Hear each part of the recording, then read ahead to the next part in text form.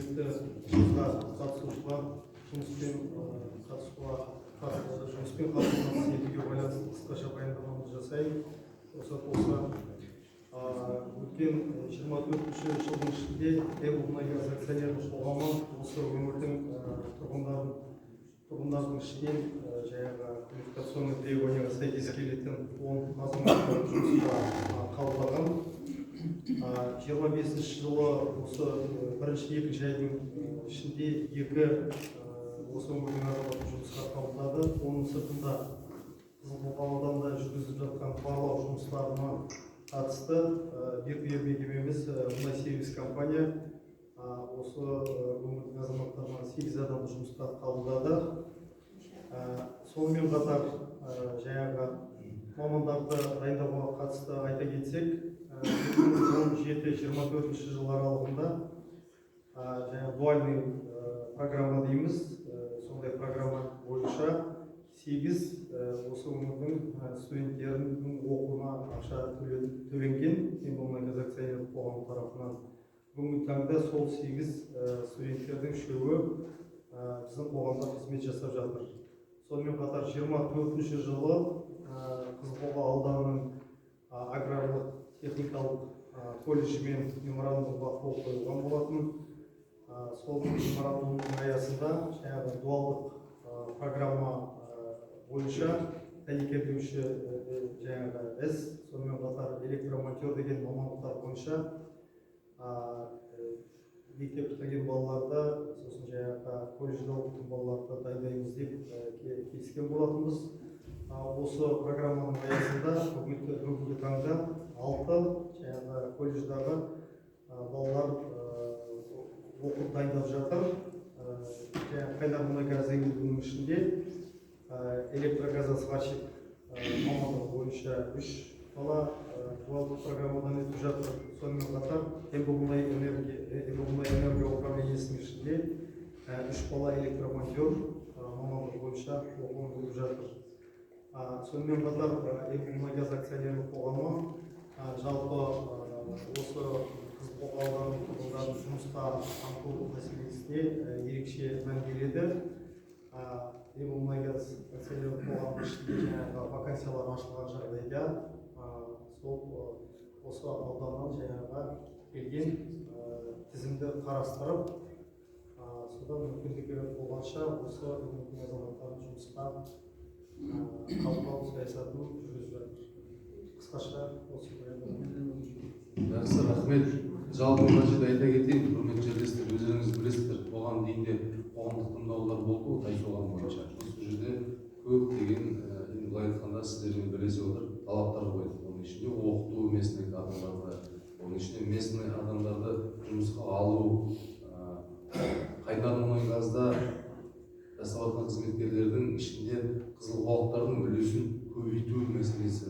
Олардың барлығы көп рахмет. Ринат Нұрғожаұлы өзі бақылауға алып, бұл жұмыстар атқарылып отыр. Біз өзіміздің, мен жеке өзімнің бақылауымды ұстап отырмын. Бірақ дегенменен, енді мына жерде бізде алдында осы біз қанша 10 адам жібердік па? 10 адам жібердік. 10 адамның ішінде үшеу бұл жерде қабылданды бастап сіздердің.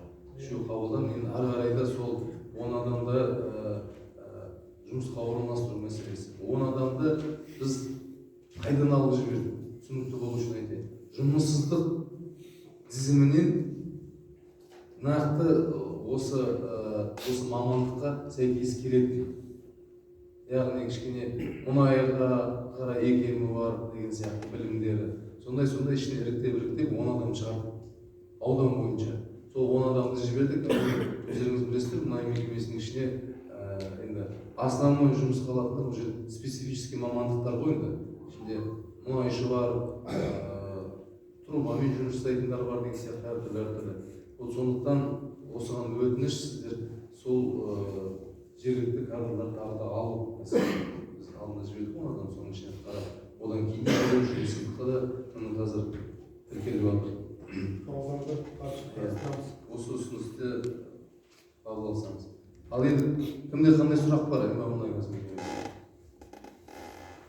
көп сұрақтар негізі сол қоғамдық тыңдауда қойылды, талаптарды айтылды, сол талаптардың орындалысын бірге қамтамасыз етуіміз керек. Рахмет.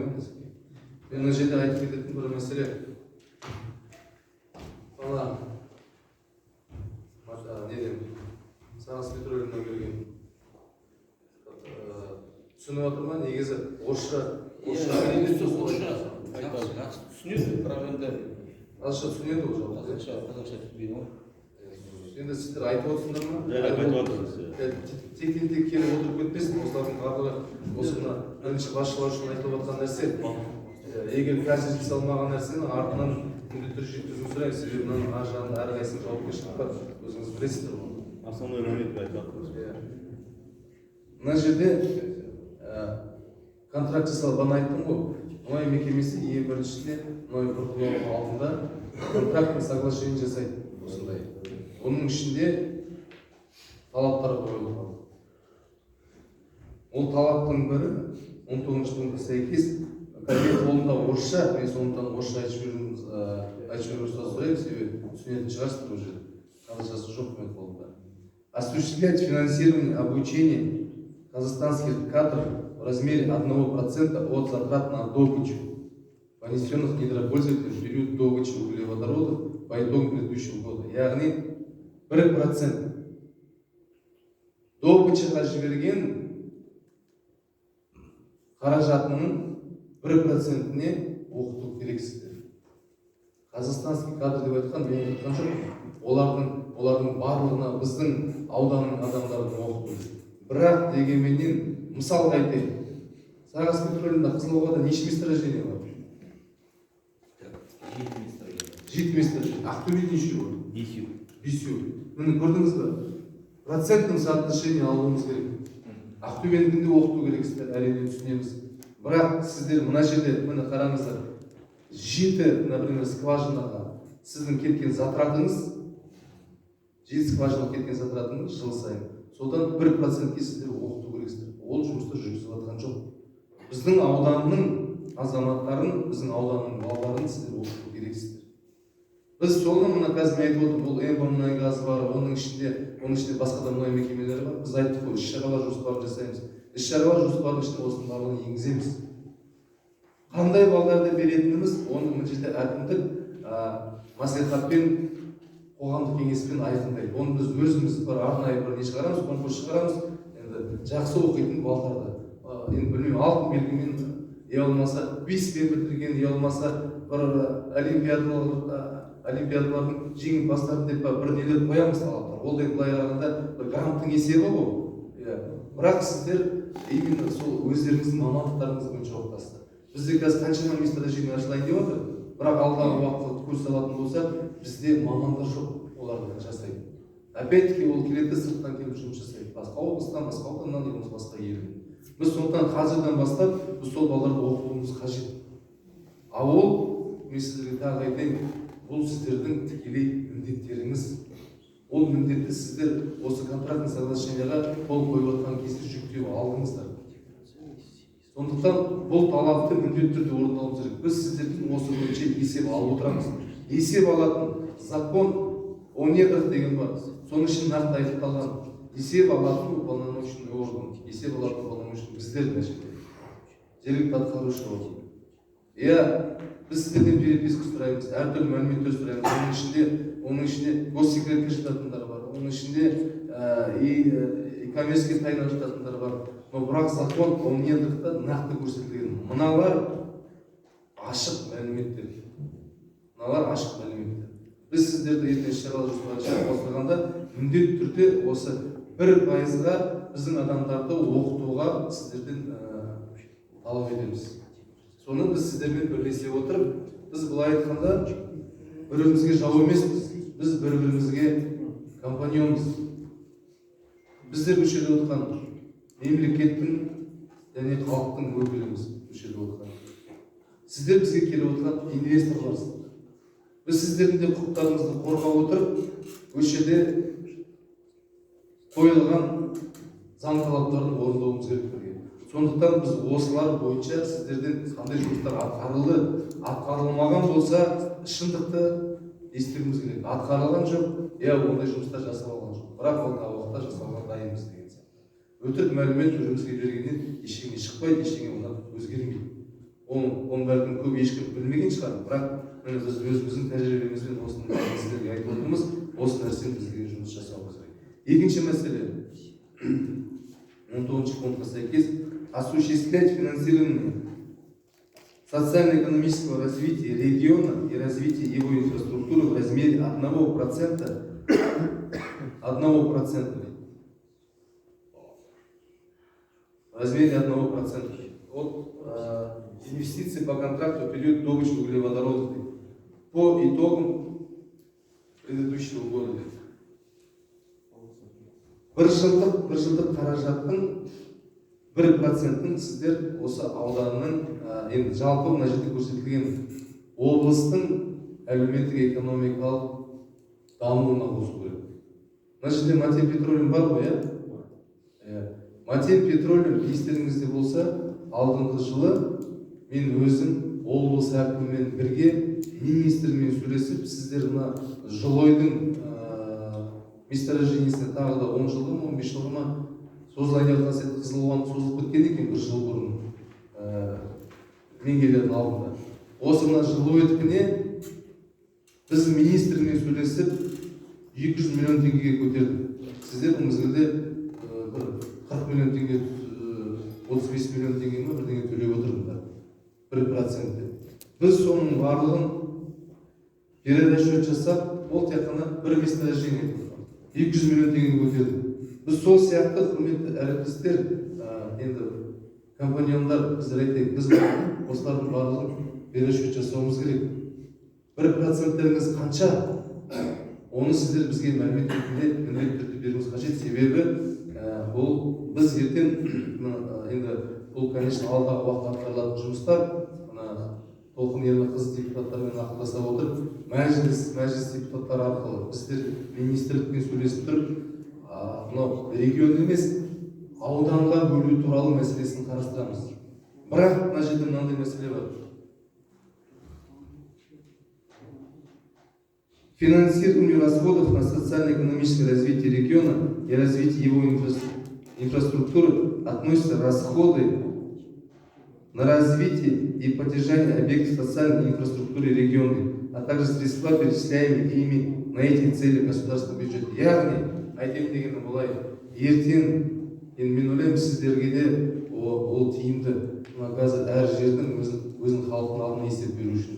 Біздер Қызылуға мысалға айтайық, біз Матен Петролиум 80 жылдыққа өтініш жасадық, бірақ олар біздің өтінішімізді неткен жоқ, қолдаған жоқ. 16 орталығын салып беру сұрадық. Қазір біз сатып алдық 16 орталық. Бірақ біз сұрадық, неше жылдан бері мұнай алып келе жатсыздар, түсінеміз, инвестоrsыздар, бірақ енді елге де жасайық осы жерге. Осы жерге сіздер сол 16 орталығын бізге салып беріңіздер. Бірінші кезекте деген сияқты болды, артынан жоқ, бізде ондай мүмкіндік жоқ деп айтты.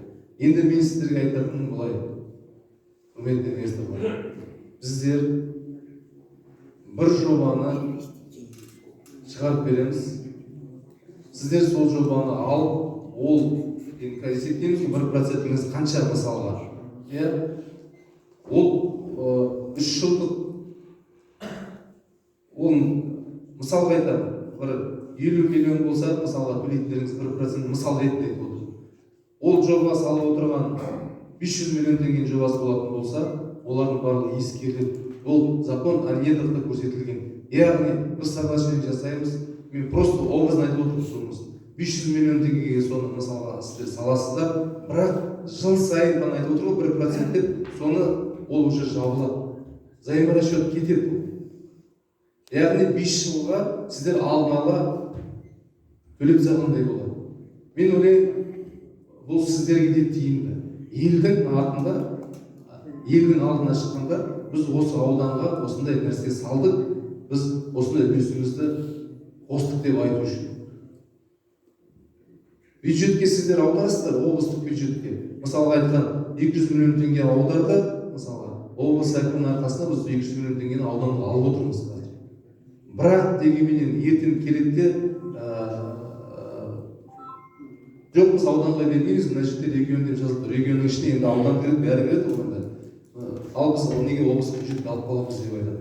Ал ертең ол осы жерге халықтың алдына келіп есеп бергенде сіз облысқа аудардым дегеніңіз халықтың алдына өтпейді ол. Шын ғой, шын. Ол сондықтан сіз осы жерге келіп оңалту орталығына оңалту орталығы, мектеп па мектебін, шағын балабақша ма балабақшасын лучше келіп салыңыздар. Сіздерге ешкім заңға сәйкес ешкім ештеңе айта алмайды. Сіздер бұның барлығын 5 жылға керек болса 10 жылға 6 жылға ақшалардың барлығын бөліп қойдыңыздар. Яғни обязательствоның бәрін орындап қойдыңыздар. Біріншіден, екіншіден халықтың алдында айтатын нәрселеріңіз болады. Ол сондықтан ертең іс-шаралар жоспарына сіздермен келісе отырып, осыны біз міндетті түрде жүзеге асыруымыз керек. Кімнің 1% теңге қанша екенін шығаруымыз керек. Біз соған қарап 3 жылдық, 4 жылдық, 5 жылдық жобаға келетіндей сол қаражатқа сіздермен бірлесе отырып бір жобаларды алып, әлеуметтік жобаларды алып, осы жерге ауданға салуымыз керек. Мен ойлаймын, сіздер ол ұсынысты қолдайсыздар.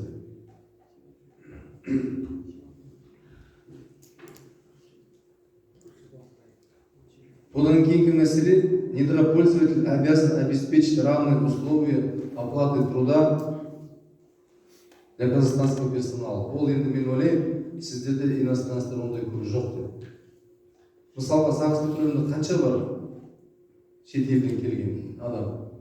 Жалпы саны қанша? Вахтада ешкім жоқ. Жоқ, вахтада жоқ. Вахтада жоқ.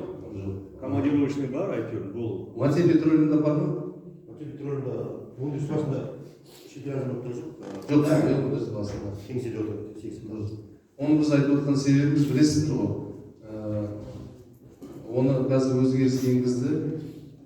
Барлығына тепе-тең жағдай болу керек. Мынау қазір келіп басқа столовойдан тамақ ішу, екінші келген жұмысшылар басқа столовойдан тамақ ішу деген, болмаса мыналардың рацион тамақтары басқа, ал тап сондай лауазымды жасап адамдардың жергілікті адамдар басқа тамақ жеп жатыр деген нәрселерден аулақ болуымыз керек. Бұл заңмен өздеріңіз білесіздер, тыйым салған нәрсе. Осы мәселелердің барлығы енді мониторинг группа сіздерге барып қарайды. Жерлестер, біз сіздерге жерлестер деп қараймыз, әріптестер деп қараймыз. Себебі біздің ауданның өркендеп дамуына қосып жатқан сіздердің үлестеріңіз бар. Сондықтан осы үлесті әрі қарай ұлғайту мақсатында біз осындай жұмыстар жасаймыз. Үшінші мәселе, Сағыз петролиум айтып жатқан мәселе. Біз сіздерді, мен алдында бірінші басшыларыңыз Қытайдағы мен кездестім ғой, мен сонда айттым. Біз сіздерді инвестор ретінде өте қатты сыйлаймыз и бағалаймыз. Біз сіздердің құқықтарыңызды әрқашанда қорғап жүреміз. Өкілетті органда, атқарушы органда. Қорғау органдарда отыр барлығында. Ендігі кезек айтатын кезегіміз. Біздің ауданға, сіздер әрқайсыңыз біздің ауданға тіркелген жоқсыздар, сіздер бізге салық төлемейсіздер, әрқайсыңыз. Мате петролиум Атырау қаласына төлейді, Сағыз петролиум Ақтөбеге төлейді. Дұрыс па? Дұрыс. Бізде мысалға тұрғындардың қойып жатқан талабы, мысалға неге жеке месторождение бізде болатын болса, 5 месторождение Ақтөбеде болатын болса, неге орталық офис Атырауға келіп тіркемейді? Пожалуйста, отыра берсін Ақтөбеде. Отыра берсін Ақтөбенің отырған жерін айтын болса. Бірақ электронны тіркеп, мына біздің ауданға мысалға, салықты келіп ауданға келіп төлесін деген орынды сұрақ айтады. Талап айтады. Неге соны жасамасың? Екінші мәселе, сіздер біздің ауданға төлейтін жалғыз ғана бір салық бар. Жалғыз деп айтайын, жері бар, басқасы бар, жалғыз сондай ауқымды салық, бұл налогтың недвижимость бағана айтты. Мүлік салығы.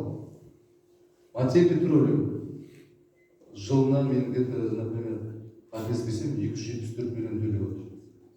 Бұл мұнай газ өте жақсы қаражат төлеп отыр. Сағыз петролиум 0. Ол неге?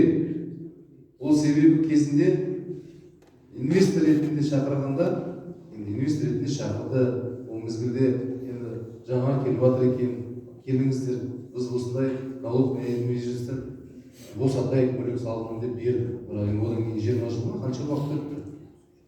Сіздерде енді мұнайды алған екенсіздер, халыққа да бір жақсы заң шеңберінде енді келіп несін салығын төлейік. Енді осы мәселені біз қазір министрлік арқылы көтеріп, осы контрактный соглашениеға өзгеріс енгізуді талап еткіміз келеді. Себебі ол деген тұрғындардың талабы. Ол аудан әкімдерінде менің талабым емес. Мүшелер отыр, тұрғындар. Қоғамдық кеңес мүшелері отыр, аудандық мәслихат депутаттары отыр. Осылардың талабы. Сондықтан мен ойлаймын, сіздер оған ренжімейсіздер, ол түсіністікпен қарайсыздар деп. Мұны қазір өзіңіз ойлаңыз, өздеріңіздің мекемеңіз сияқты Матенпетроль мекемесі. Сіздің ол жерден қай жеріңіз кем, не болмаса қай жеріңіз керемет былай айтқанда. Олар да төлеп отыр.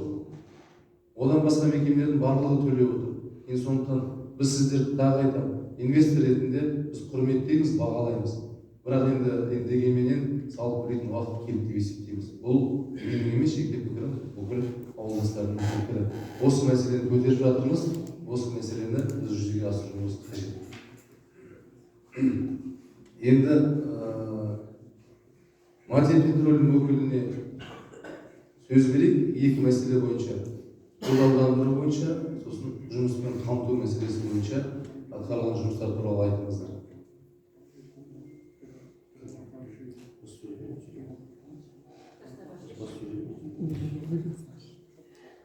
Мен сөйлеп берейін деді осы болса. Астыңызда шықсын енді, халықтың алдына, сосын сіз өзіңізге жауап бересіз ғой. Аудармашысы бар емес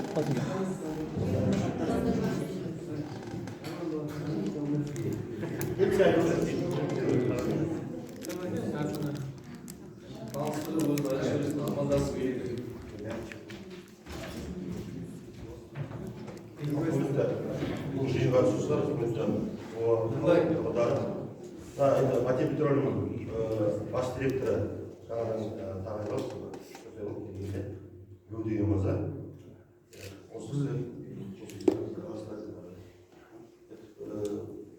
Орысша сөйлейді?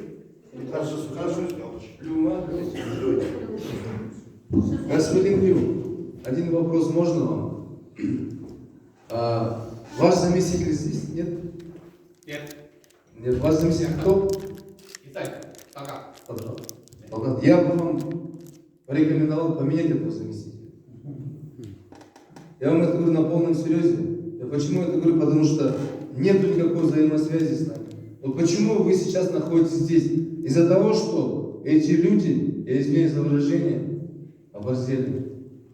Могли бы здесь на постоянной основе хотя бы один раз в 3 месяца появиться, отчитаться, или же хотя бы обменяться мнениями, и все, никаких проблем не было бы.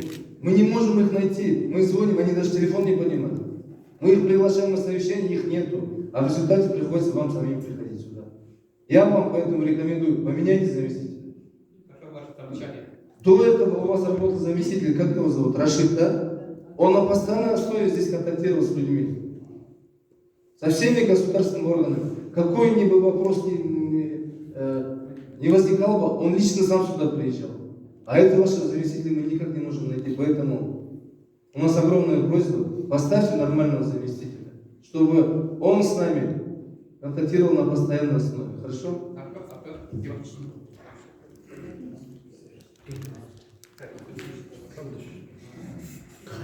Микрофон беріңізші. 关于这个就是就业水平啊，我们马城油田的总共现场的工作人员是113个人，7个人啊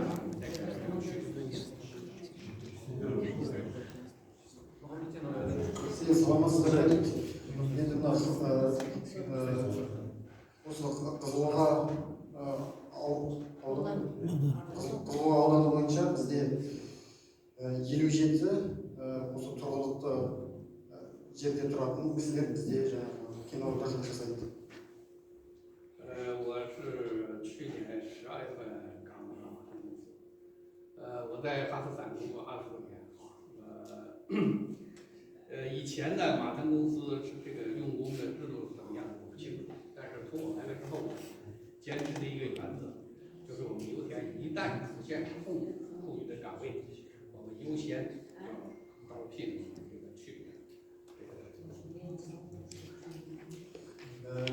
айтып кетіп кетедік. Мен былтыр осы декабрь айында осы жаңағы лауазымға келдім дейміз. Мен оған кейінгісін білмеймін дейді. Мен осыдан кейін алдағы уақытта бізде кен орнымызда вакансиялар болатын болса, бірінші очередь осы тұрғылықты жерден кісілерді қарасақ боламыз дейді. 而且我们也在努力的在寻找其他的新的项目，争取呢为咱们区里面创造更多的就业岗位。 және де біз басқа жұмыс орындарын іздеп жатырмыз. Әрине осы ауданнан шығатын болса, осы аудан үшін жаңағы жұмыс жасауға дайынбыз. 关于绿化的问题呢，我们去年根据和区里签的约盟，我们已经绿化了4公顷。 және де көгалдандыру бойынша біз былтыр осы аумақта және де мұқыр аймағында 4 гектарға жақын көгалдандыру жұмыстарын жасадық. 在接下来的年份里呢，我们还要继续的一步一步的按照这个区里要求扩大这个绿化面积。 біз алдағы уақытта өзімізге бөлінген осы көгалдандыру жұмыстарын жалғастыратын боламыз. 争取最大限度的为咱们区里呢这个发展做出我们马腾公司的贡献。 және де осы ауданға өзіміздің үлесімізді қосамыз. 谢谢区长先生，谢谢各位代表。 Сізге рахмет және де отырған бажаларыңызға рахмет. Ахмед. Люмырздан айтайық, господин Люм, вы сейчас делаете по, ну как вы сказали, по нашей инициативе, вам огромное спасибо. В селе Мукур 4 гектара вы сейчас уже огородили, скоро начнется посев. Но по заключению экспертизы вы должны сделать 10 гектаров. Да. Огромное спасибо за начатую работу. Мы должны будем закончить то, что нам обязуется. Поэтому остальные 6 гектаров мы вам тогда определим, вы с руководством обговорите, и надо будет реализовать этот процесс. Хорошо? Хорошо, будем по этапу делать. Да, но я сразу скажу, этот этап не продлится более чем на 3 года. Хорошо? Потому что это не я придумываю, эти сроки ставлю не я, а закон. А в законе прям конкретно прописано. Вы в тот момент, когда начали уже добывать нефть, вы должны были уже начать этот процесс. Вы все сроки прошли, поэтому прошу вас отнестись с пониманием и поддержать нас. Хорошо? Огромное спасибо. Потом по трудоустройству. Мы сейчас сказали, что 1% вы должны будете обучать местных кадров нас. Именно вот на наше месторождение, сколько у вас ушло инвестиций, вот от этой суммы 1% от этой суммы. Мы вам дадим этих людей, в этом году мы должны этот процесс начать. Это тоже не наше желание, а это условия, которые прописаны в контракте. Хорошо? Вы обговорите со своим руководством, чтобы в этом году, когда вот сейчас учебный год закончится, мы уже дадим вам очень хороших студентов, которые отлично закончили, на положительные оценки. Их надо будет обязательно обучить. Хорошо? 1% обучения выделено на обучение местных кадров, и не только нашего региона, и всей республики Казахстан. Поэтому мы будем больше часть денег выделить на обучение на местных регионах. Да, здесь... Мы постараемся. Да, здесь смотрите, у вас какое преимущество? Вы, например, вот как нефтедобытчик там, да? Вам выгодно обучать здесь местных кадров. Зачем вам обучать, например, человека с Алматы или с Астаны? Вам нужно здесь обучать, потому что вы здесь будете с людьми контактировать. Вы здесь будете отчитываться перед населением, правильно? Поэтому я думаю, что вы нас поддержите, нашу инициативу, и что вы будете обучать наших здесь людей. Да, естественно, в Актюбинске у вас есть месторождение. За те средства, которые вы вложили на Артемьевское месторождение, вы обязаны там обучить. А за те средства, которые вы вложили на наше месторождение здесь, вы должны здесь наших обучить. Поэтому я не думаю, что вы выберете с других регионов. Хорошо? Просим учесть. Спасибо. Сұрақ бар ма? Мынау қазақ тіліне, қазақтың салт дәстүріне құрметі қалай болсын? Наурыз тойы туралы біледі ме?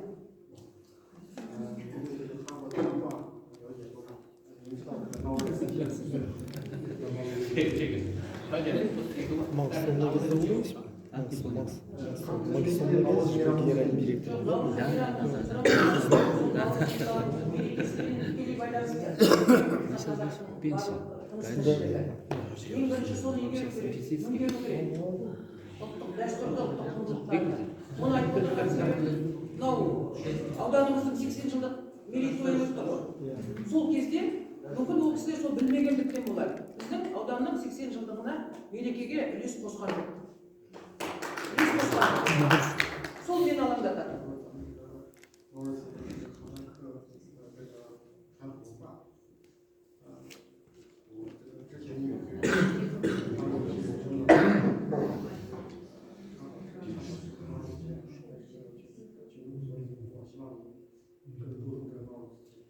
Бұрын Мәкен Петербургте басқа біздің жергілікті жердің басшылары орынбасар болып тұрған кезде, мысалы Жақсы Ғабидолланың да Рашидтің кезінде біз Мәкенменен тығыз ынтымақты байланыста болдық. Себебі Рашидтің өзі аудандық мәслихаттың депутаты болды. Аудандық мәслихаттың депутаты деген сөз мына осындай мәжілістердің барлығын біздің тұрғындардың, сайлаушылардың айтқан мәселелерінің бәрін тікелей бастығына жеткізіп отырды. Ол басшы да бізге келіп мерекелерге қатысты. Енді сол ойлаймын, соңғы уақытта неге сондай қарым-қатынас үзілді? Бізбен неге байланыс жоқ?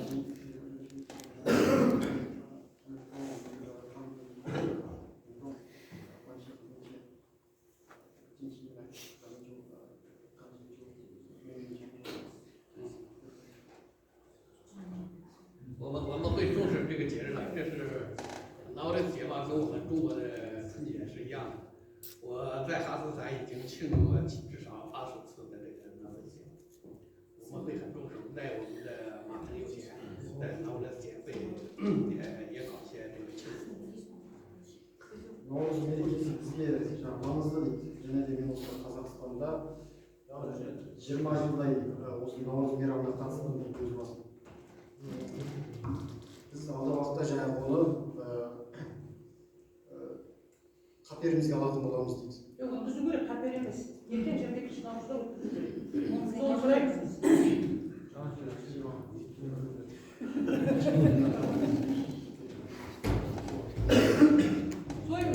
Дұрыс, өте орынды. Біздің ұлттық құндылықты, салт дәстүрді білмесе, ол құрмет болмайды халыққа деген.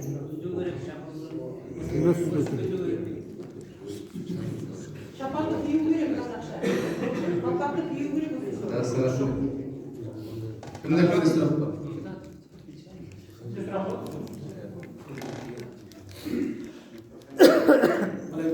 Қайырлы күн, қош келдіңіздер. Есімім Дулат Қуайдырин, осы Қызылорда газетінің тілшісімін.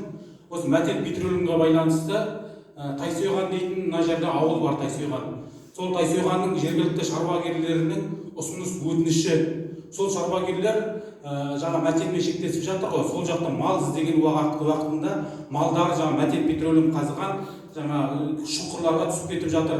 Жаңағы тікелей шығатын жолдардың бәрін шұңқырлап қазып ауыр жүк көліктерімен жаңағы ауыр жүк көліктерімен жолдардың бәрі бытышытылған, былай қарағанда түсініп соя аударасыз ба? Соны сіздер өздеріңізде сіздерде бекітілген арнайы жол бар ма? Біз мысалы күні кеше Ембі-Мұнайгазға арнайы аудан әкімінің тапсырмасымен арнайы жол бекітіп бердік. Дәл сондай маршруттарыңыз бар ма? Сол өз маршруттарыңызбен қандай өндіріс кезінде де тасымалдау кезінде де өз маршруттарыңызбен жүресіздер ме? Және басқа халықтың мал бағып жатқан жерлеріне, жеке шаруа қожалықтарының жерлеріне түсіп кетіп жатқан жоқсыздар ма?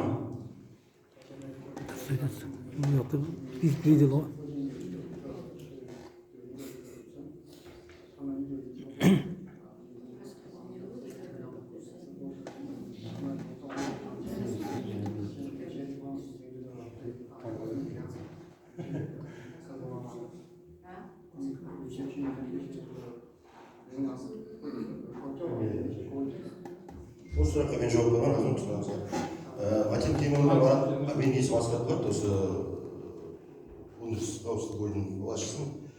Матин Кемонда біз северден жолда жаттық 10 км өзінің жолымыз бар, основной жол. Сосын енді ішкі өндірістік жолдар, басқа ол Матин Кемондан шығатын жол жоқ. Қазір өкініш Жоқ, ондай жоқ. Онда фактор болатын болса, пожалуйста, жөнімізді көрсетеміз. Жоқ, ол былай мен ғана айтып отырмын ғой, әкім орынбасары жоқ, рет осы мәселе бойынша сіздердің бекіткен жолдарыңыз жоқ. Ол бекіткен жол деген біздің әкімдікпен бекітіледі. Ол қазір ол мәселе бойынша айтайын деп отырмын. Ол сондықтан ол неге хаттамалық тапсырмаға беріледі. Мысалға Сағыз Петролиум, Эмбамұнайгаз өздері жол белгілеп берді. Олар сол маршрутпен жүреді. Басқа маршрутпен жүруге тыйым салынған. Ол сондықтан сіздер бізден қазір белгілеп алу қажетсіздер. Соны біз қазір хаттамалықтарымызға неге енгіземіз. Ертең соны бізге келіңіздер, біз соны сіздерге айқындап берейік, сіздермен ақылдаса отырып. Алыс болмайтындай қылып не болады. Сосын біз ауыл шаруашылық өкілдеріне, барлығына, тұрғындарға біз таратамыз. Міне, осы жолмен жүреді. Бұл жолдан қыз кетіп жатса, мұнай тасып жатса, басқа бірдеңе болып жатса, онда сіз неге әкімшілік неге тартыласыз. Кімдер қандай сұрақ? Жақсы, рахмет. Сені қабылдағаныңда ана бастығын қабылдай ма? Сағыз Петролиум басшысына сөз берейік. Өздеріңізді қысқаша елдің алдына айтып беріңіз, атқарылған. Бірге шығыңыздар қасында.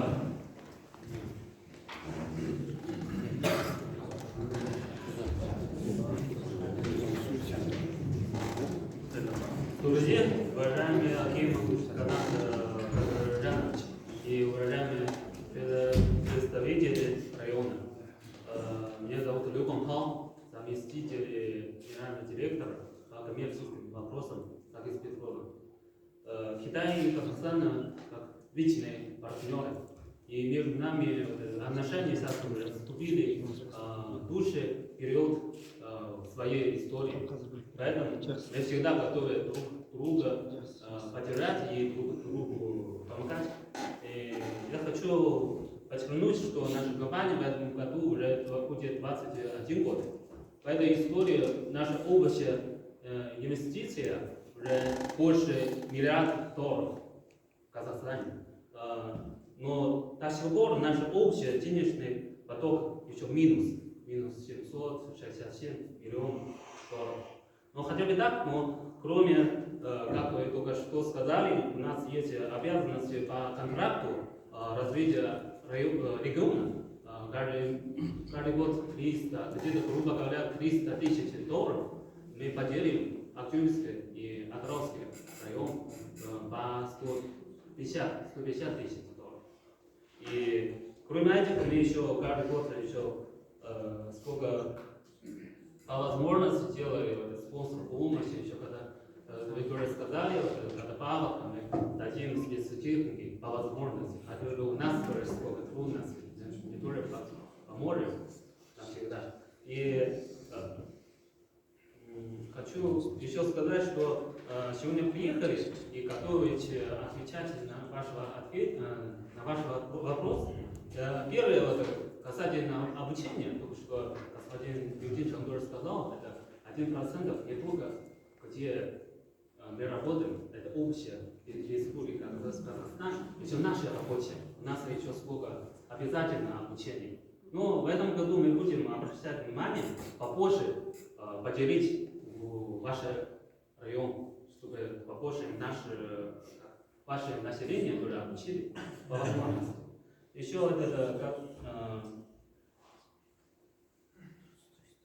еще насчет этого устройства рабочего места. В нашей компании в данный момент есть 63 человека из Атырауской области. Из них 14 человек из вашего района. И в этом году провели 3 раза собеседование. Но один раз один человек недоволен зарплатой. Сравните с Тингиз, Шифрон или как, я не знаю, но недоволен зарплатой. Второй, это как говорит, не могу приехать. Третий, даже не можем дозвонить. Это 3 раза уже провели. Но теперь у нас тоже такое, как правило, постараемся принять, конечно, местные сотрудники из вашего района, но хотя, сейчас пока вакансий нет, будет еще в первую очередь ваша. Насчет перенести офис, это просто не так просто.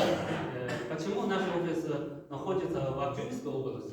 Потому что наши первые капели нефти там копали, там нашли. Поэтому наш офис строили в Актюбинской области.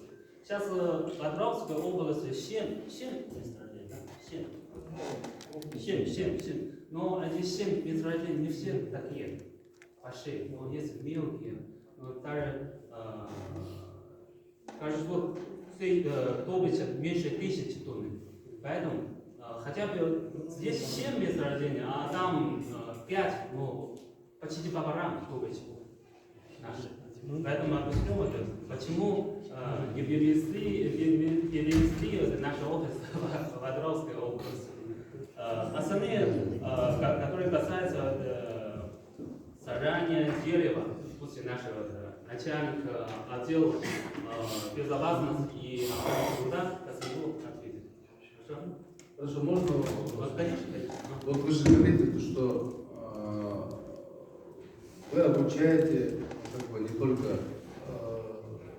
если вы по Казахстану обучаете, что вы рассмотрите наши предложения. Давайте договоримся так. Вы же в течение 20 лет обучали с разных регионов. Вы можете дать сейчас обещание перед населением, что в этом году 100% с нашего района возьмете? Я почему это говорю?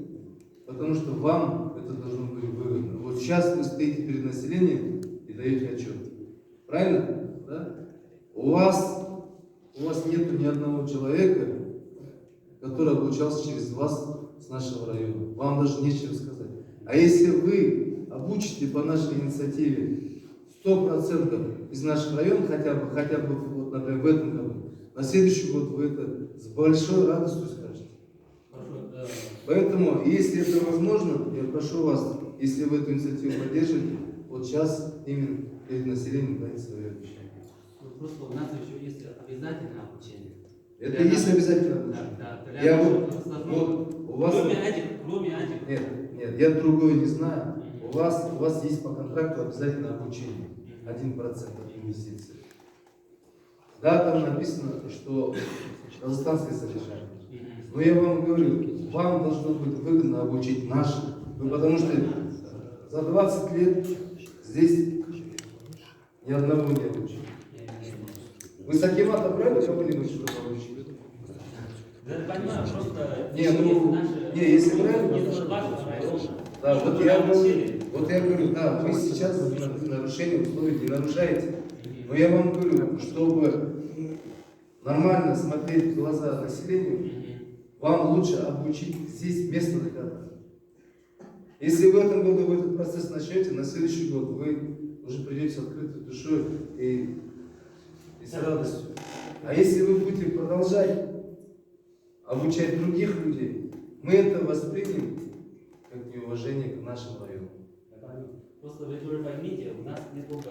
Если честно, мы 20 лет вас понимаем. 1 год нас поймите. 1 год. Мы 20 лет вас понимаем, 1 год вы нас хотя бы поймите, а потом за другие года мы поговорим другое. Поэтому мы вас просим в этом году обучить наших. Я думаю, что это выполнимо. Я тоже так думаю. Единственный плюс, единственный какой момент, вы же знаете, первостепенно идут люди, допустим, у кого семьи с ограниченными возможностями, дети-инвалиды, многодетные семьи, да. Мы из этого числа первостепенно будем рассматривать. Если вы список предоставите, я думаю, как с управлением занятости или с управлением образования, вы предоставьте нас, а мы в любом случае рассмотрим в самое ближайшее время. Айчан, руководитель административного отдела. Вот смотрите, я вам даю сейчас обещание, что 1% я вам предоставлю по тем критериям, которые вы просите. Вы дайте обещание, что вы их обучите. Нам не надо, что рассмотрим, дайте, потом рассмотрим. Нам это зачем? Шындап айтканда. Міне қазір отырып қалып. Сіздерге, мен ойлаймын, бағана айттым ғой, ең тиімдісі көшедегі балаларды оқыту. Адамдардың көзіне тік қарай алатындай мүмкіндік болады. Вот сондықтан біздің талап, ұсыныс, біздің ауылдың балаларын оқыту. Ол ешқандай қиындық жоқ. Біз сіздерге, мен сіздерге уәде беремін, сіздердің айтып отқан талаптарына біз сендерге адамдардың барлығын тауып береміз. Сіздер бізге уәде береміз.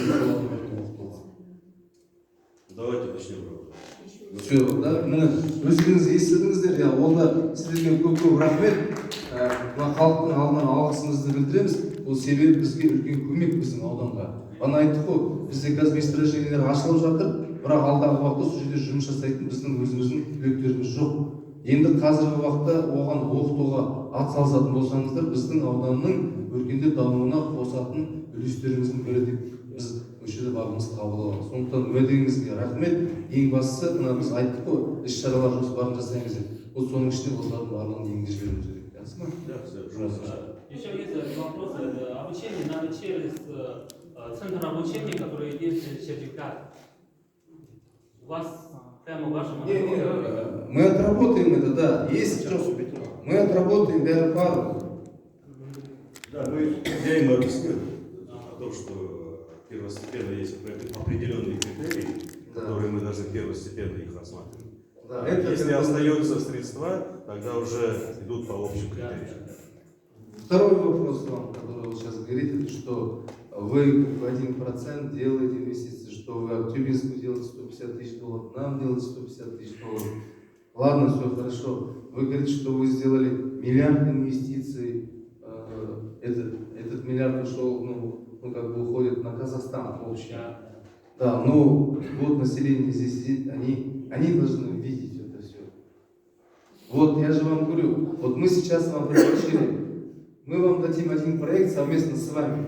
Например, определим ваш 1% сколько стоит. Например, скажем, если это будет 50 миллионов, мы вам дадим, там, примерно 300 миллионов. Например, вы это, если это построите, вы это разделите на все эти года.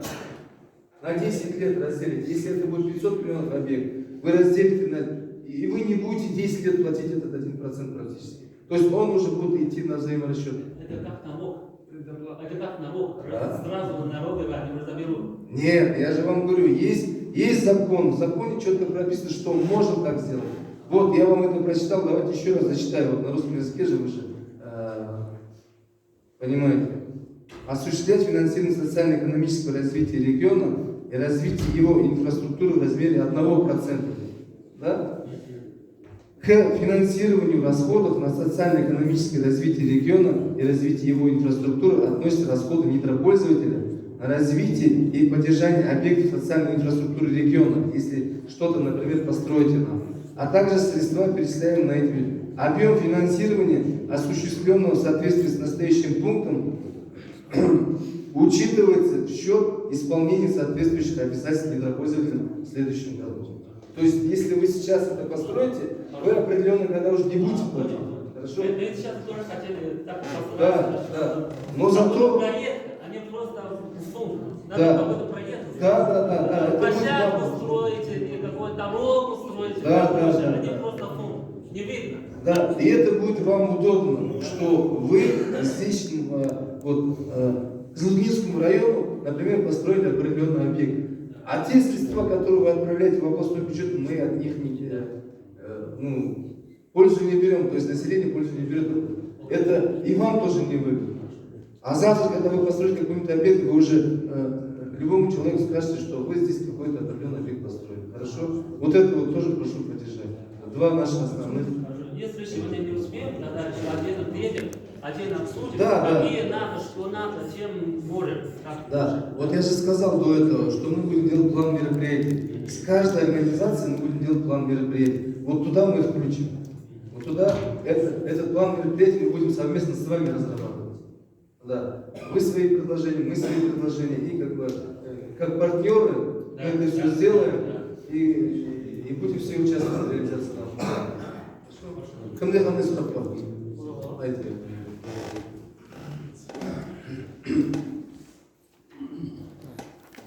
Қызылқоға газетінің бас редакторы Бауыржан Зейсен.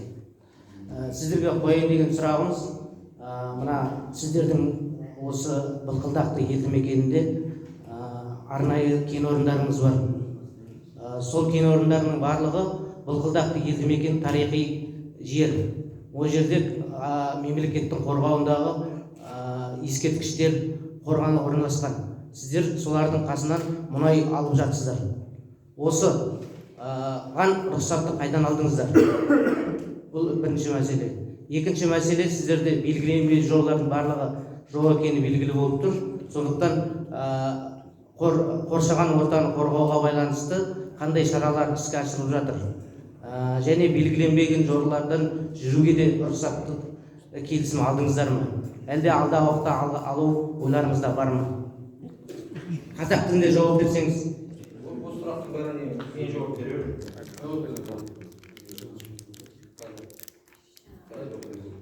Жаңа сіздің айтып тұрған Былқылдақты деген жерде біздің Дулат кен орны бар, бірақ ол біздің енді үкіметпен Нүкіртадағы келісім шарт бойынша алынған ол кезінде. Енді оларда қандай ескерткіш бар екенін енді бізден примерно 20 шақырым жерде орналасқан елді мекен ғой ол біздің кен орны. Асан Қайғының баласы Дулат деген. Асан Қайғыны білесіз ғой, қазақсыз ғой. Қалмақ қырған бар. Соның төбесі етегінде жатырсыздар. Асан Қайғыны кез келген қазақ біледі. Сосын жаңа екінші сұрағым жол деді, жаңа өзі әкім жолдастың өзі айтып кетті. Біздің белгіленген маршрут осы аудандық әкімдікпен полиция бөлімі бар, келісілген маршрутымыз бар. Біз сонымен ғана жүреміз, біздің техникалар.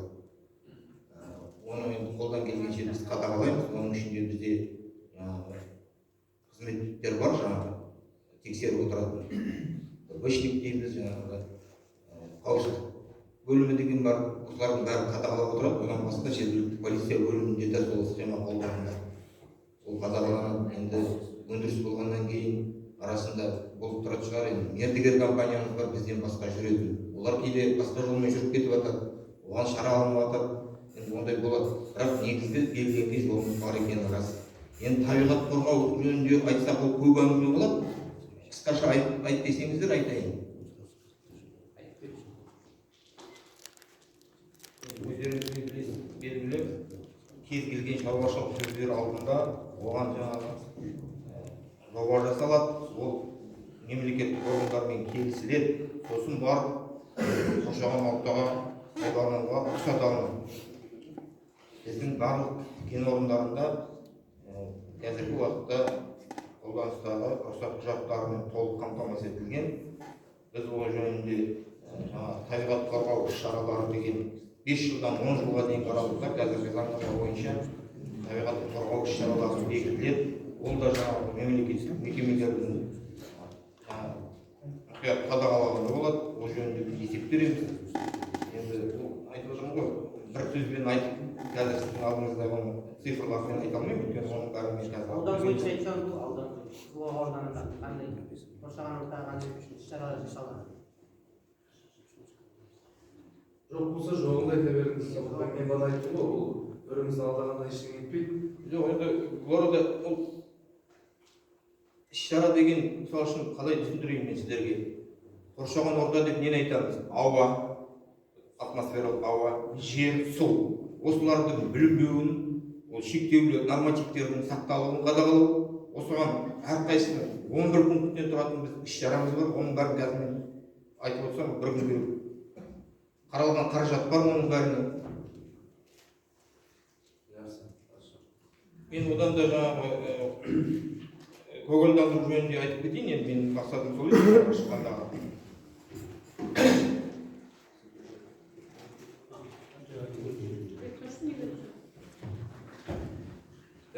Құрметті әріптестер, бүгінгі көтеріліп отырған мәселе бірінші жаңағы ел басшысының тапсырмаларын орындау болып тұр ғой енді. Қазақстан Республикасы денсаулық сақтау министрінің 22 жылы 11 қаңтардағы КСМ-2 бюромен бекітілген қоршаған орта мен адамның денсаулығына әсер ететін объектілердің санитарлық қорғау аймақтарына қойылатын санитарлық эпидемиологиялық талаптардың 53 тармағына сәйкес 4-ші, 5-ші қауіпсіздік санатындағы объектілер үшін санитарлық қорғау аймағының 60%, 2-ші, 3-ші қауіпсіздік санатындағы объектілер үшін 50%, 1-ші қауіпсіздік санатындағы объектілер үшін 40%, тұрғын үйлер жағынан ағаш бұтақ жолағымен міндетті түрде ұйымдастырылуы қажет делінген. Санитарлық қорғау аймағында белгіленген көгалдандыру нормаларын орындау мүмкін болмаған жағдайда, мысалы объектілердің тығыз орналасуы немесе объекті шөлді, жартылай шөлді аймақтарда орналасқан жағдайда, осы аумақтар мен жақын маңдағы елді мекендер аумағын көгалдандыруға рұқсат етіледі делінген. Бұл міндетті түрде сізді дейміз жаңағы санитарлық қорғау аймағы жобасында негізделіп, жергілікті атқарушы органдармен келісілетін болады делінген. Жаңағы Санпиннің 22-ші жылға өзгертуінде осы өзгеріс енгізілді. Осы бойынша қазір жұмыс жасап бастады. Енді осыған байланысты 23-ші жылы біздің компания Мұқыр және Сағыз ауылдық округтерінің әкімдіктерімен санитарлық қорғау аймақтарын көгалдандыру мақсатында заңсыз жерліктерді беру туралы және оны өсіру туралы меморандумға қол қойылды. Алайда 24-ші жылы Қызылбау ауданы әкімінің өтініші бойынша компания кен орындарының көгалдандыруға арналған барлық жасыл желектерін Сағыз ауылына беру туралы жаңа меморандум жасалды. 24-ші жылы сіздермен меморандумымыз бар қазір қолымызда. Бұл 4 жылға жасалған. Енді өз сөзімен айтып кетейін, осы меморандум бойынша 24-ші жылы біз тек қана ағаш желектерін беріп қана мен шектеліп қалып, қоршап бере алмадық, мүмкіндік болмай қалды. Енді биыл соны дайындалып жатырмыз, материал дайындап жатырмыз қоршауға. Сосын бұл 4 жылға арналған меморандум биыл әр жыл сайын 1000 талдан Сағызға беріп отырамыз. Қазір осы кезде конкурс жүріп жатыр. Ағаш түптерін сатып алу қазір қолға алынып, сосын жаңағы қоршау, суару мәселелерін биыл ұйымдастырамыз деп міндетімізге алып отырмыз. Енді бір нәрсені түсініп кеткендеріңізді сұраймыз. Біз енді бір компаниямыз екі облыстың территориясында орналасқандықтан біздің айналамызда 5 селолық округ бар. Байғанин ауданы бойынша 3 округ, сіздерде 2 округ. Соның бәріне осындай шара ұйымдастыруымыз қажет. Енді арасында соның мүмкіндік берулеріңізді сұраймыз. Кейде орындалмай қалып жатса, әйтеуір кеш болса да соны атқарамыз деп міндетімізге алып отырмыз. Аудан мекеме басшылары қазір жастар келіп жатқан бәрі түсінеді. Айтып отырамыз, түсіндіріп отырамыз. Енді жаңа сіздің тесттің тұжырымдамаларын айтып жатсыз. Иә, дұрыс, ол біздің жаңа айтып отқан шоқат, дулат деген, сақмақ деген ескірмелер, олар 9-шы жылдан бастап, 10-шы жылдарда бастап кеткен ғой. Ол кезде алынған санитарлық тұжырымда, действительно ол жаңағы санитарлық көрсетілгенде гектары көрсетілмей қалған. Енді бұл жаңағы айтады, закон обратной силы не имеет, оны қайтадан өзгерте алмаймыз. Бірақ тың істелінеді дегенге тағы келіскіміз келмейді. Себебі осыған дейін біз бақтыбай қалашықтарды ғана көгалдандырып келдік. Жаңа айтып отқан шоқат, дулат, қазір баршаңыздар сестің адамдары барып жүр, тексеріп жүр. Енді өзіміз жыл сайын көгалдандырып жаңартып отырамыз. Енді өткен жылдан бастап енді селолық округтарды бастадық. Мына жерде Ноғайды, ар жағында Жарлы, ар жағында Ебейті. Енді Мұқырға береміз деп еді, Мұқырды өздеріңіз айттыңыздар, Сағызға бердік. Өткен жылы бастап 1000 тал бердік Сағызға, биыл да сондай көлемде береміз, еще қоршаймыз деп отырмыз. Қоршап, суару мәселесін қолға аламыз деп отырмыз. Рахмет. Былай бірінші мәселе, түсіністікпен қарауымыз сұраймыз деп әртүрлі округтар бар. Біз түсінеміз, бірақ ол жеткіліксіз түсінгеніміз. Ол бағайдың заң талаптары орындалуы тиіс. Ноғайды, Ебейтіге бәрін жасау керек, ол дұрыс, міндетті жасау керек. Бірақ ол рамка обязательств других месторождений. Сіздің Ақтөбедегі месторождение. Ғана айтып отырсыз ғой, біз қазір екі жақта жүріп үлгере алмай жүр. Ашыңыздар бұл жақтың өкілдігі онда. Үлгере алмайтын болсаңыздар. Еңсеңізді ашыңыздар. Бұл жерде ол енді сіздердің ішіне айтқанда өздеріңіздің внутренний мәселелерді сіз қазір халықтың мойнына жүктеп қойғыңыз керек. Ол біз оған келіспейміз. Біріншіден, екіншіден ғана айттық қой. неге 4 жылға жасаған меморандумды міне біз Экомунайгазбен де, Сағыз Петролиуммен де, Мате Петролиуммен де өзгертеміз деп айттық қой, сұрықты өзгертеміз біріншіден. Екіншіден, сіздің ол қазір меморандумда көрсетілген ол өте аз. Оны баға заң талаптарына сәйкес біз несін шығаруымыз керек, мөлшерін шығаруымыз керек. Қанша мөлшер жасау керексіз? Кешіріңіз, мына сізді бойынша жобадағыдан 3 есе артық жасадық меморандум. Ондай болатын болса дұрыс, бірақ мен сізге 3 есе артық жасадыңыз деп білмеймін, келісе алмаймын. Мына жерде бізде мында тұр, мында қазір жазып кетті. Мына жерде қараңыздар. Сағыз Петролиум Шоқат, Сағыз Петролиум Жантерек, Сағыз Петролиум Сарқымақ. Сарқымақта 2 сізде. Ол ғана 0,7 деп тұрғаныз тек қана бір Сарқымақ. Екіншісінде тоже 0,7 деп тұр. А қалған екеуінде айқындалмаған деп тұр. Сізді де өте аз. Иә, ол соны қарай, оның айқындау процесі қалды. Кешірім айтып жүрмін, соны анықтап берді іште. Мына жерде жазылып тұр ғой, ғана етілмеген деп. Жаңа айтып өтті ғой, бұл кісілер мен жаңа тағы қарадым. Ертеректе 2010-да, 2011 жылдары алынған Шоқат Дулат пен Шығыс Сарқымаққа. Микрофон қосыңызшы. Шоқат Дулат пен Шығыс Сарқымаққа 2010-2011 жылдары алынған екен.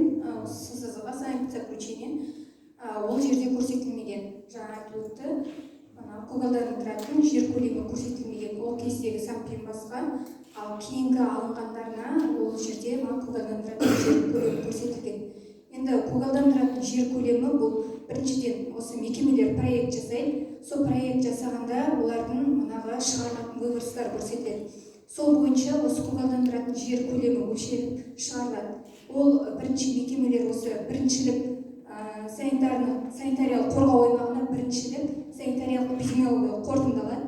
Оны біздің Атырау облысы санитариялық эпидемиологиялық бақылау департаментінен алады.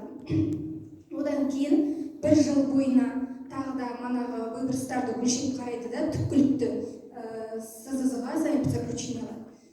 Осылай сол жерде көрсетіледі түпкіліктіде қанша гектар жер көгалдандыру керектігі көрсетіледі. Яғни манағы билігінен білген нәрсені олар сіздерге барып анықтау керек, дұрыс па? Қарапайым сөзбен айтқанда. Иә. Дұрыс қой. Оны сол процесс жасау керек, осы біз анықтауымыз керек. Нақты. Одан артық жасап жатса, оны біз ертең халыққа айтуымыз керек. Міне біздің жасауымыз керек осындай деңгейде, бірақ оны 2 есе алып жасап жатырмыз. Сіздерге де жақсы емес па айтқанымыз. Ол сондықтан халықтың алдында біз есеп бергенде нақты есепті беруіміз керек. Ол үшін манағы өлшем шығару керек. Рахмет.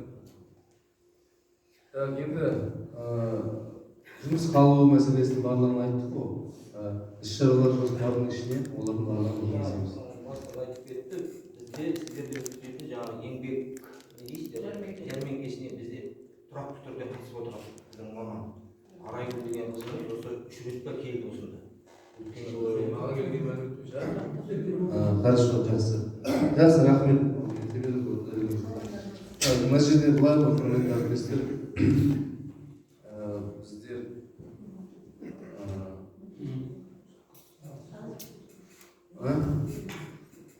мен бағана айттым, бізде жәрмеңке өтеді. Жәрмеңке өткенде, қазір мысалы айтып отыр ғой, бағана сіздің неңіз айтты, басшыңыз айтты, біздер мысалы шақырдық, біреуі келмей қалды, біреуі сәйкес келмеді. Оны қай тізімнен шақырдыңдар? Ол кісілерді қайдан таңдап алдыңыздар? Сіздерде. Сол бізге келген вакансия беріп кеткен кезде бізге резюме тапсырады ғой. Осы жерде мәселе. Заңға сәйкес сізде вакансия босаған кезде жұмыспен қамтуға мәлімет беру қажетсіздер, міндеттісіңдер. Бізде осындай вакансия болса 5 күннің ішінде ма, қанша 5 күннің ішінде егер жұмыспен қамту адамдар ұсынбаса, сіздер өз еркіне ала бересіздер. Ол, құрметті әріптестер, бұл заң талаптары. Бұл заң талаптары біріншіден, екіншіден 3 жақты әлеуметтік комиссия бар, білесіздер. Сол комиссияға сіздер өздеріңіз соған қол қойдыңыздар. Сондықтан ол сіздерге міндеттелген нәрсе. Осы кезекте мен сіздерге тағы айтамын, оны хаттамалық тапсырмаға қосамыз. Қазір хаттама жасап жатқандар мен қосамыз деген нәрсенің барлығын жазып отырыңыздар. Біз сол жерге қосамыз, міндетті түрде сізде вакансия босаған сәтте жұмыспен қамтуға мәлімет бересіз. Бізде осындай вакансия босады. Біз сіздерге ұсынамыз. Ұсынбадық па 5 күннің ішінде? Онда неге жұмыспен қамтуға бермейді? Еңбек кезетке шығады, иә? Еңбек кезетке шығасыздар сайтқа.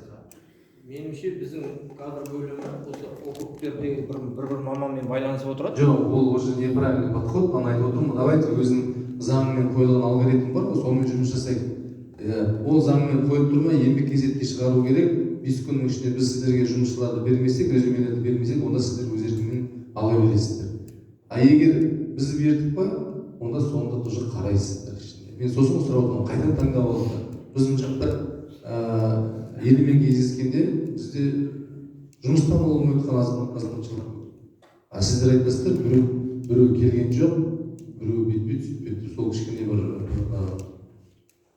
мен сыймайтын нәрсе болып тұрды. Енді соған осындай нәрсені біз міндетті түрде сол алгоритммен жұмыс жасайық. Жәрмеңке болған кезде обязательно әріптестер келіп, вакансия болсын, болмасын, көшеге келіп қатысыңыздар. Ол жерде бір сұрақтар болуы мүмкін, басқаша болуы, бізде вакансия жоқ деп қатыспаған, мен ойлаймын, ол бана айтқандай өзіңіздің мұнай алып жатқан ауданыңыздың халқына сыйластығыңыз. Сондықтан сіз ол жерде вакансия болсын, болмасын, шақырту келді ма, жерге келіңіз. Мен бұны айттым ғой, бұны орынбасарды ауыстыру қажет деп. Осындай мәселелер ғой. Күнделікті мәселелер уақытында шешіліп отырса, ешқандай проблема жоқ. Ешкім ол мекемеге ренжімейді. Мысалы, бізбен қарым-қатынас жоқ, анау жоқ. Міне мысалға айтып отырмын, бізде 80 жылдық өтті. Ауданымыздың 80 жылдығы. Алды-артымызға қарайтын уақыт. Не істедік, не қойдық. Енді бұл айтқанда көп жетістікке жеттік. Енді соның ішінде, ол 80 жылдың ішінде сіздің мекемеде мұнай алды. Енді сол, бұл айтқанда орта қуанышты бірге бөлісуіміз керек. Неге соған атсалыспайсыздар келіп? Мысалға біз айтамыз, Матен Петролин жоқ таба алмаймыз. Мен Талғат па мысалға өзім звондадым, телефон көтермейді. Хотя знает мой телефон. Ол түсінікті, енді ойлап отыр ғой 80 жылдық бойынша соғып отыр. Мен әрине мен сағынғанын соғып отқан жоқ. Әрине сол бойынша соғып отыр. Енді өйтіп істемейтін болса, ондай азаматтар бізге ешқандай былай айтқанда бір тиынға қажет жоқ. Мысалға 80 жылдық болды, біз айтамыз, өздеріңіздің мекемеңіздің атынан бір киіз үй құрыңыздар деп міндеттейміз. Одан басқа айтып отыр, қандай ауданға сіздер спонсорлық нәрсе жасайсыздар. 20 жыл бойы мұнай алдыңыздар. Айналайын, спонсорлық түгілі киіз үй құрмастан кетті ғой. Ең соңында айтады, мен қамқорлық қорына ақша алуға жіберейін, киіз үй құруға, өздерің соның барлығын құрып алыңдар. Не сөз ол? Не сөз? Өздерің ойлаңдаршы, сіздер өздерің ұялмайсыздар ма? Сөйтіп сіздердің өкілдерің басшылықтарын сіздерің сөйтіп айтып отыр. Мен былай қарағанда орынбасар ғой енді. Ол не деген сөз ол? Біз сіздерге ақша беріп, бізге оның киіз үй, біз оның да киіз үйсіз де өмір сүрдік, өмір сүре аламыз, ол жерде олсыз да тойымызды алып шығамыз. Бірақ ол осы жерде мұнай алып жатқансыз, сол жерде бізбен бірге қуанышты осы жерде бөліссін, осы жерде өзінің үлесін қоссын деген оймен шақырып отырмын. А оның қарым-қатынасы мынандай. Ол деген бір Талғатқа айтып отқан сын емес, осы жерде отқан басшысынан бастап бүкіл мекемеге айтып отқан сын. Біз ондайға жол бермейміз. Егер бізге сыйластықпен қарамайтын болса, онда біз де соответственно қараймыз. Егер бізге, действительно, бір бауырдай болып жұмыс жасайтын болса, бұл жерде біз де оларды құшағымыз жайып қарсы аламыз. Сондықтан ескерту ретінде қабыл алыңыздар. Ана кім еді? Я до этого вам говорил, мен орысша айтып бересіңдер, ұмытып кетесіңдер, тағы айтып алып. Я болмаса айтпай қаласыңдар. Талғатты жақтап айтпай қаласыңдар. У нас в 24 году было 80-летие района. Понимаете, да, то, что я сейчас говорю? Да. 80-летие района было. Все организации, которые добывают нефть или же работают на нашей административно-территориальные единицы, мы ко всем обратились. Давайте мы все поставим, каждая организация поставит за себя юрту. Юрту поставим. Ваш заместитель Талгат, он знаете, что ответил? У нас нет времени, давайте мы вам отправим деньги, вы за наш счет организуете для нас юрту. Это что за неуважение к населению? Мы же сейчас должны обижаться не на Талгата, мы должны обижаться на вас. Вы же руководитель этой компании. В лице Талгата вы оскорбили все наше население. Мы и без вас эту юрту сделаем. Мы и без вас это мероприятие на высшем уровне проведем. Но где ваше участие? Мы же как компаньонов, как одну семью зовем. Вот у нас вот такое-то будет мероприятие намечается, 80-летие. Давайте вместе порадуемся. 20 лет здесь добываете нефть. Ну, ответ, если честно сказать, не только меня, всех присутствующих, если честно сказать, шокировал. Поэтому примите в качестве замечания. Мы такого, если к нам относятся уважительно, мы всегда поддержим, мы всегда будем уважать. Но если к нам относятся неуважительно, какое уважение вы будете ожидать от нас? Поэтому примите это как, да, наше, ну, как бы, ну, я не знаю, как хотите, но это как просьба, это как претензии. Но давайте участвовать вместе во всех этих делах. Хорошо. Да, вы же здесь нефть добываете, прибыль компании увеличивается. Ну, давайте хоть какое-нибудь внимание уделите населению. Элементарно хотя бы просто вместе присутствовать на мероприятиях. Хорошо. И говорят другие. Екінші мәселе, бана айтты, толық бермек қыз. Бізде су тасқыны келе жатыр. Алдыңғы жылы өте көп мөлшерде су келді. Біздің ауданның ауызбіршілігінің арқасында осы елімізді, ауданымызды аман-есен алып қалдық. Осы жылда келе жатқан судың деңгейі аз емес. Поэтому прошу тоже отнестись с пониманием. В этом году у нас ожидаются паводки, поэтому просим вас оказать содействие. Нам нужна здесь спецтехника, нам нужна здесь солярка. Чем сможете, вы должны помочь. То есть у нас здесь при районном акимате имеется штаб по чрезвычайным ситуациям, по ликвидации чрезвычайной ситуации. Я возглавляю этот штаб. Мы там делаем список всей спецтехники, которые будут в эти дни находиться здесь. Поэтому мы просим все компании, участвующие здесь, нам предоставить сюда спецтехнику. У нас потому что в эти дни каждый час будет на счету. В том году у нас изолированно оказался Мялый, вы сами знаете. Ни техника, ни какой-нибудь человек не смог ни зайти, ни выйти, потому что у нас была здесь кругом вода. Для этого мы должны эту технику до этого загнать сюда. Очень вас просим оказать содействие, какие у вас есть возможности предоставить нам технику. У меня есть заместитель Ербулат Айдангалиула. Я прошу вас связаться с ним и вместе отработать, какую спецтехнику вы сможете сюда предоставить и какая спецтехника нам здесь нужна. Хорошо? Это просьба не только моя, а населения. Екінші, үшінші мәселе, енді көп мәселелер айтылды. Мен ойлаймын, көшеде отырған әріптестеріміз, яғни инвесторларымыз, біздің ауданымызда жасап жатқан мекемелер барлығын түсінді. Біздің артында тұрған мақсатымыз қандай, бізде біреуге бір қастандық жасайын деген ой жоқ, болмаса біреуге бір қарап бір әртүрлі әрекеттер жасаймыз деген ойымыз жоқ. Сіздермен бірлесе отырып, осы ауданның өркендеуіне, экономикалық дамуына үлес қосу. Сіздерге қандай көмек керек? Мына жерде мемлекеттік органдардың барлығының бірінші басшылары отыр. Мен сіздерге айтып отырмын, кепілдік беремін. Егер сіздерге көмек керек болатын болса, біз әрқашанда көмек көрсетуге дайынбыз. Әрқашанда. И сіздерден де соны сұраймыз. заң шеңберінде көрсетілген талаптарды орындайық. Оның үстіне сіздер ауданға да көмектесем деген ойларыңыз болатын болса, оны мен ойлаймын, бұл халыққа сіздер жақтан жасаған бір жақсы игі істеріңіз болады. Сондықтан осы бүгін айтылған мәселелердің барлығын хаттамаға түсіреміз, біріншіден, екіншіден іс-шаралар жоспарына енгіземіз. Ертең оның ішіне бана айттым, объектілеріңізге барлығы мәселесі бар, соны қосамыз. Ол тал егу мәселесі неше жылға бөлеміз.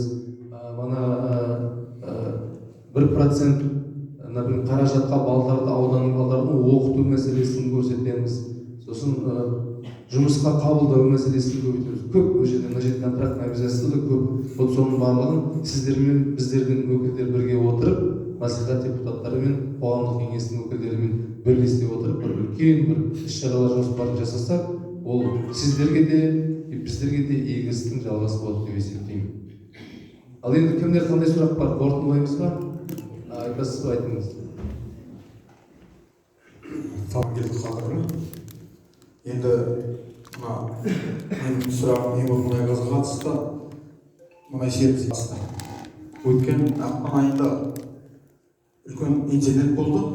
Енді өздерінен мен дәметіп едім, айтады ғой, уже жұмған аузынан шыққан жоқ. Бұл жерде отыр өкілдері қандай шаралар қолданды. Шылам төгілген белгі ғой жоқ. Азғантай жер емес, көп емес. Сол жөнінде бізге мағлұмат берсе, халықта осыны сұрағысы келіп отыр да. Осы қазір тағы не болсын. Енді құрметті тұрғындары, болған оқиғаны өздеріңіз де білесіздер. 2 айдың 12-сінде болған, сағат 4-те жаңағы Мұнайгаздың подряд мекемесі мұнай сервис бізде Қызылқоға ауданындағы 8 жобаланған қорғау қоңғаларының қазатын мекеме. Енді олар жұмысын болғандықтан, шламды жасымал қалып арнайы жаңағы утилизациямен айналысатын экотехникс деген арнайы маманданған мекемемен отырады. Сағат 4-те сол мекеменің техникасы S1 деген омағының басына шығып, жаңағы шламды салып кетіп бара жатқан кезде теріс маршруттың кетіп қалады. Теріс маршруттың кетіп қалады да, енді шамамен өткенде бізде де бар көрдік, жаңағы егжей-тегжейін 8 километр жерге шлам тамшылап аққан, жердің бетіне жаңағы жердің бетіндегі жолдағы қардың үстіне. Негізі көбірек аққан жерінде шамамен 15 метрдей жерге аққан, ол анықталды. Есенбай аға өздеріңіз де барып көрдіңіздер, сынамаларды алдыңыздар. Енді сол болған оқиғаға байланысты бүгінгі таңда Атырау экология департаменті тарапынан тексеріс жұмыстары әлі жүргізіліп жатыр. Енді мұнай газ, сосын мұнай сервис, экотехникс, сол 3 мекемені экологиялық тұрғыда олар өздері етіп жатыр, тексеріп жатыр. Бізде де енді сол тексерістің қорытындысын күтіп отырмыз. Енді олар өз тарапынан салатын айыппұлдарын салатын шығар. Қолмен жасаған заттың мойнымызбен көтереміз. Ешқандай артық қоршаған ортаны тайғатты бастайды деген ойымыз, пиғылымыз болған жоқ. Бүгінгі таңда сол тексерісті жүргізіп жатыр. Өткенде Есенбай аға сізге айтып қойдық, өз тарапымыздан қысқаша жаңағы справочный информациямызды осы өткен аптада жібереміз бе деп ойлап едік. Енді жылайда болған оқиғаға байланысты үлгермедік. Аманшылық болса шақырғанда сіздерге толық ақпарат береміз. Бізде де өз тарапымыздан енді біздің жаңағы договорда көрсетілген экологиялық, санитарлық, эпидемиологиялық және де басқа да талаптарға сай мұнай сервис мекемесіне айыппұл салдық. Енді сол экологиялық қорытынды шыққаннан кейін енді көрсетілген айыппұлды төлейміз. Ақпаратты толық сіздерге береміз. Қысқаша осы.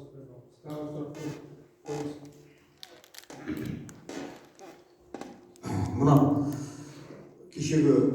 авария болатын 37-ші ұйыманың ең болмашы мұнай газға қарай ма қарамай ма? Ол иә біздің индивидуал болған. Енді сіздерге айту міндетті емес, бірақ техникалық қауіпсіздік сақтау жөнінде біздер өздеріңіз жариялап көрсетіп отырсыз да қандай техникалық қауіпсіздік болып жатқан. Өзіңіз түсініп тұрған боларсыз, кранның операторы 3 рет 4 рет попытка жасап ол дейді. Мысалға процедура бойынша, иә, заң бойынша техникалық талаптар орындалып кран айнасы қосылмаған, ана алған темірлердің аяқ астында жатыр.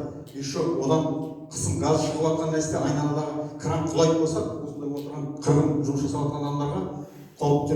Негізі өзіңізден бастауыңыз керек те, мына қауіпсіздік бәрі. Біз сұрағыңызды түсіндім. Енді біз өзіміздің алдында қойылған жаңағы техникалық қауіпсіздік басқа да шараларға өте жоғары мән береміз. Бүгінгі таңда ол болған инцидент бойынша жаңағы арнайы мемлекеттік органдар тарапынан тексерістер басталды. Енді анықталған сол тексеріс біткеннен кейін жариялаймыз. Бүгінгі таңда мен сізге енді геология және геобарк жетекшісі ретінде сізге толықтай жауап бере алмаймын.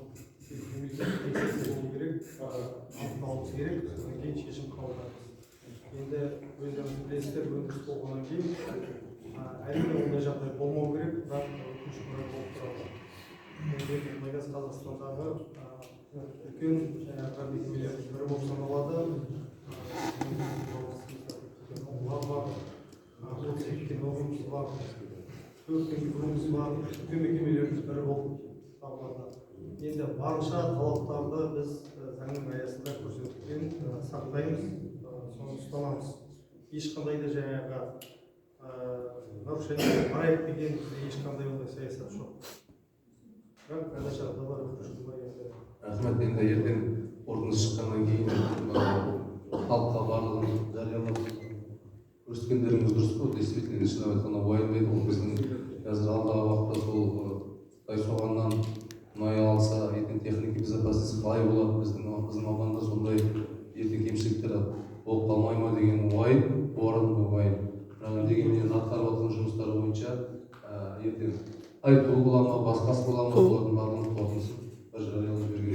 Айыппұл осы жергілікті жерге түсе ме сонда? Қайда түседі? Бізде бұрын Есімбайға оған байланысты қазір айыппұлды салатын ол Атырау облыстық экология департаменті болады. Мен солардың көрсеткен реквизитін саламыз.